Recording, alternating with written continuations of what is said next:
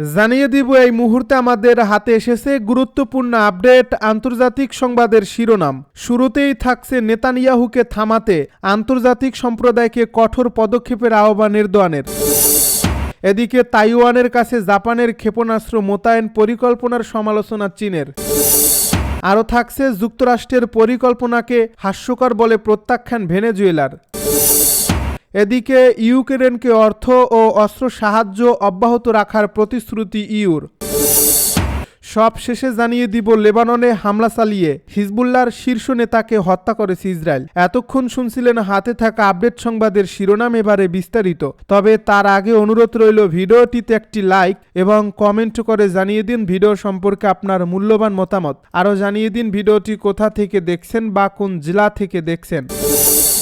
নেতানিয়াহুকে থামাতে আন্তর্জাতিক সম্প্রদায়কে কঠোর পদক্ষেপের আহ্বান এরদোয়ানের। ইসরায়েলের প্রধানমন্ত্রী বেনিয়ামিন নেতানিয়াহুকে থামাতে আন্তর্জাতিক সম্প্রদায়ের প্রতি কঠোর পদক্ষেপ নেওয়ার অবস্থান জানিয়েছেন তুরস্কের প্রেসিডেন্ট রিসেপ তাইয়েপ এরদোয়ান। তিনি বলেন, আন্তর্জাতিক সম্প্রদায় যদি যৌথ ও দৃঢ় অবস্থান নেয় তবে নেতানিয়াহু প্রশাসনের ফিলিস্তিনিদের উপর নির্যাতন থামানো সম্ভব। সোমবার ডেইলি সাবাহর এক প্রতিবেদনে এই তথ্য জানানো হয়েছে।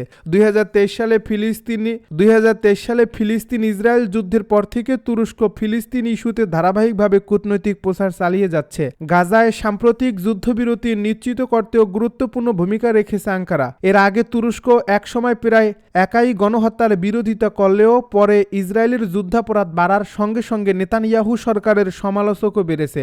এরদোয়ান অভিযোগ করেন, বিশেষ করে পশ্চিমা দেশগুলোর সমর্থন নেতানিয়াহুকে ফিলিস্তিনিদের উপর নির্যাতন চালিয়ে যেতে উৎসাহ দিচ্ছে। তিনি বলেন, আন্তর্জাতিক সম্প্রদায় দৃঢ় ও সামঞ্জস্যপূর্ণ অবস্থান নিলে এবং নিষেধাজ্ঞার শক্তি ব্যবহার করলে নেতানিয়াহুকে থামানো সম্ভব। আমরা এমন এক হত্যাকারী শাসনের মুখোমুখি যারা প্রতিশ্রুতি ভঙ্গ করে নির্বিচারে মানুষ হত্যা করছে। ইসরায়েল বারবার মিথ্যা বলে ও অজুহাত তৈরি করে আরও মানুষ হত্যার পথ খুলে দিচ্ছে। এটা এখন সবার সামনে পরিষ্কার। এরদোয়ান আরও দাবি করেন, যুদ্ধবিরতি লঙ্ঘন সত্ত্বেও হামাস ধৈর্য ধরে প্রচারণায় না জড়িয়ে যুদ্ধবিরতি মেনেই চলছে। তুরস্কের প্রেসিডেন্ট বলেন, গাজায় ফিলিস্তিনিরা মানবিক বিপর্যয়ের মুখে দাঁড়িয়ে আছে। সব দেশেই ফিলিস্তিনের সংগ্রামের পাশে দাঁড়ানোর দায়িত্ব রাখে। তাইওয়ানের কাছে জাপানের ক্ষেপণাস্ত্র মোতায়েন পরিকল্পনার সমালোচনা চীনের। তাইওয়ানের কাছে একটি দ্বীপে ক্ষেপণাস্ত্র মোতায়েনের জাপানের পরিকল্পনা ইচ্ছাকৃতভাবে আঞ্চলিক উত্তেজনা সৃষ্টি ও সামরিক সংঘাত উস্কে দেওয়ার প্রচেষ্টা বলে সোমবার মন্তব্য করেছে চীন। দুই দেশের মধ্যে কূটনৈতিক বিবাদ তীব্র আকার ধারণ করার সময় এমন মন্তব্য এলো। এই মন্তব্য দুই দেশের বহু বছরের মধ্যে সবচেয়ে খারাপ কূটনৈতিক সংকটের প্রেক্ষাপটে এসেছে। জাপানের প্রধানমন্ত্রী সানায়ে তাকাইচি এ মাসে বলেছিলেন, গণতান্ত্রিকভাবে পরিচালিত তাইওয়ানের বিরুদ্ধে সম্ভাব্য চীনা হামলা টোকিওর সামরিক প্রতিক্রিয়া উস্কে দিতে পারে।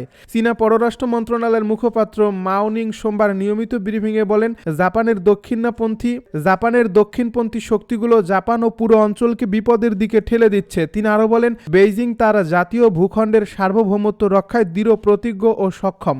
মাও এর মন্তব্য আসে রবিবার জাপানের প্রতিরক্ষা মন্ত্রী শিনজিরো কোইজুমির বক্তব্যের পর, যেখানে তিনি বলেন, তাইওয়ানের পূর্ব উপকূল থেকে মাত্র 110 কিলোমিটার দূরে ইয়োনোগুনি দ্বীপে একটি মাঝারি পাল্লার ভূমি থেকে আকাশ ক্ষেপণাস্ত্র ইউনিট মোতায়েনের পরিকল্পনা স্থিতিশীলভাবে এগিয়ে চলছে। মাও বলেন, এই পদক্ষেপ অত্যন্ত বিপজ্জনক এবং প্রতিবেশী দেশগুলো ও আন্তর্জাতিক সম্প্রদায়ের জন্য গভীর উদ্বেগের কারণ হওয়া উচিত, বিশেষ করে তাকাইচির আগের মন্তব্যের প্রেক্ষাপটে।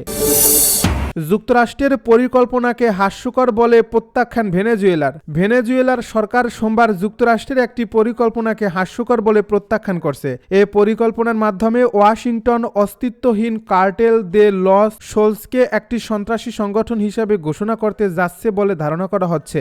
মার্কিন পররাষ্ট্র সচিব মার্কো রুবিও এ মাসের শুরুর দিকে বলেন, যুক্তরাষ্ট্রে বেআইনি মাদক সরবরাহের অভিযোগে কার্টেল দে লস সোলসকে বিদেশি সন্ত্রাসী সংগঠন হিসেবে তালিকাভুক্ত করবে। ডোনাল্ড ট্রাম্প প্রশাসন দাবি করে এই কার্টেলটি উচ্চপদস্থ ভেনেজুয়েলান কর্মকর্তাদের দ্বারা পরিচালিত এবং তারা ভেনেজুয়েলার প্রেসিডেন্ট নিকোলাস মাদুরোকে এর নেতৃত্বে থাকার অভিযোগও করেছে, যা মাদুরো অস্বীকার করেন। এ পদক্ষেপ এমন সময় আসছে যখন ক্যারিবীয় সাগরে যুক্তরাষ্ট্রের ব্যাপক সামরিক উপস্থিতির কারণে মাদুরো মার্কিন প্রেসিডেন্ট ডোনাল্ড ট্রাম্পের চাপের মুখে আছেন।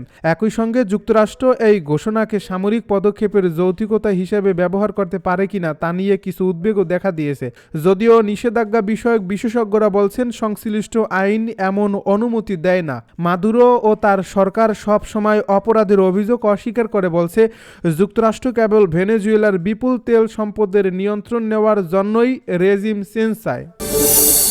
ইউক্রেনকে অর্থ ও অস্ত্র সাহায্য অব্যাহত রাখার প্রতিশ্রুতি ইউরোপীয় ইউনিয়ন ইউক্রেনকে সমর্থন অব্যাহত রাখবে বলে সোমবার প্রতিশ্রুতি দিয়েছেন ইউরোপীয় কাউন্সিলের প্রেসিডেন্ট আন্তোনিও কোস্তা। তিনি রাশিয়ার আগ্রাসনে শুরু হওয়া যুদ্ধের অবসান টানতে শান্তি আলোচনায় যে নতুন গতি এসেছে সেটিকেও স্বাগত জানান। অ্যাঙ্গোলার রাজধানী লুয়ান্ডোতে আফ্রিকান ইউনিয়নের সঙ্গে একটি শীর্ষ সম্মেলনের ফাঁকে ইউক্রেন নিয়ে ইইউ নেতাদের একটি বৈঠকে সভাপতিত্ব করার পর সাংবাদিকদের তিনি বলেন, ইউরোপীয় ইউনিয়নের প্রেসিডেন্ট জেলেনস্কিকে প্রয়োজনীয় সব ধরনের সহায়তা কূটনৈতিক, সামরিক এবং অর্থনৈতিক প্রদান করতে প্রতিশ্রুতিবদ্ধ।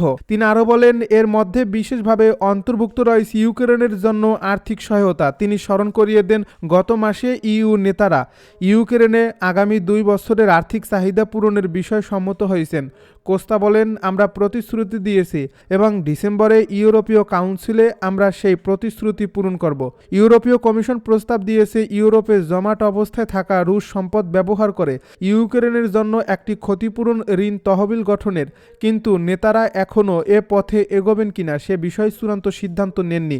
ইউরোক্লিয়ার ডিপোজিটরিতে যে বিপুল পরিমাণ রুশ সম্পদ রয়েছে তার অধিকার বেলজিয়াম জোর দিয়ে বলছে, যে কোনো পদক্ষেপ অবশ্যই আইনি দৃষ্টিকোণ থেকে নিরাপদ হতে হবে এবং সংশ্লিষ্ট ঝুঁকি ইইউ সদস্যদের মধ্যে ভাগ করে নিতে হবে। কোস্তা বলেন, শান্তি আলোচনায় নতুন গতি এসেছে।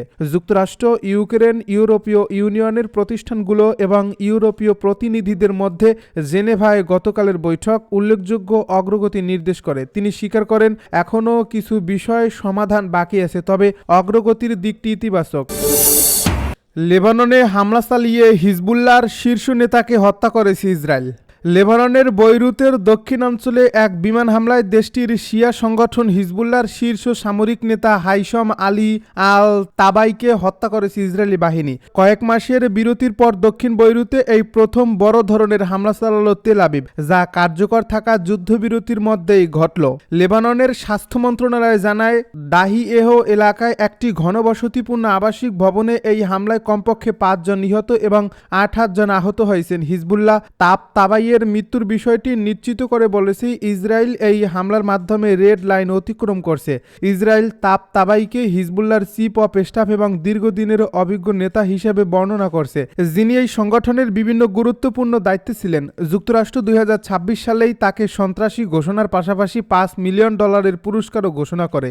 এই হামলার পর এক বিবৃতিতে ইসরায়েলের প্রধানমন্ত্রী বেঞ্জামিন নেতানিয়াহু বলেন, আমার নেতৃত্বে ইসরায়েল হিজবুল্লাহকে কোনোভাবেই শক্তি পুনর্গঠনের সুযোগ দেবে না, বরং যুক্তরাষ্ট্রের প্রতি তাদের হুমকি বাড়তে দেবে না। তিনি লেবানন সরকারকে হিজবুল্লাহ নিরস্ত্রীকরণের অঙ্গীকার পূরণের আহ্বান জানান। অন্যদিকে লেবাননের প্রেসিডেন্ট জোসেফ আউন আন্তর্জাতিক সম্প্রদায়ের প্রতি ইসরায়েলের উপর চাপ সৃষ্টি করার আহ্বান জানিয়ে বলেন, দেশটির দক্ষিণে এখনও অন্তত 5টি স্থান ইসরায়েলের দখলে রয়েছে। তার দাবি, এসব হামলা 13 মাসের সংঘাত শেষ করার চুক্তির লঙ্ঘন।